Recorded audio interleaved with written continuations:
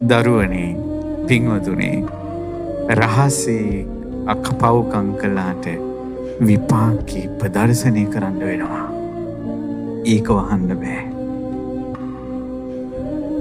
ඕන තරම් පව්කම් රහසේ කරන්න පුළුවන්. කවුරුවත් දන්නේ නැහැ. මැරෙනකල් දන්නේ නැහැ. අම්මා දන්නෙත් නැහැ, තාත්තා දන්නෙත් නැහැ, බිරිඳ දන්නෙත් නැහැ, ස්වාමියා දන්නෙත් නැහැ, දරුවෝ දන්නෙත් නැහැ. මැරෙන අවසාන පොදේ සමහරට තමන්ටත් මතක නැහැ. විපාක ඉදිරියේ ප්‍රදර්ශනය කරනවා උඹ මෙහෙම කළා කියලා. ඊට පස්සේ මොකද වෙන්නේ? කන් ඇහේ නැති කර්මයක් එයා කළා තියෙනවා නම් බීරෙක් විදිහට උපදිනවා.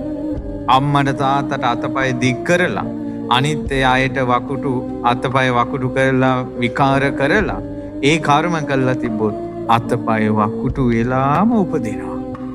නුඹ මේ කර්මය කළා ප්‍රදර්ශනය කරනවා.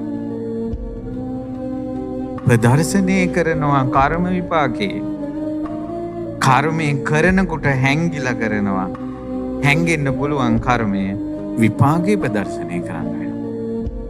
අපි සියලු දෙනා කර්ම විපාක ප්‍රදර්ශනය කර කර ඉන්නේ දැන්.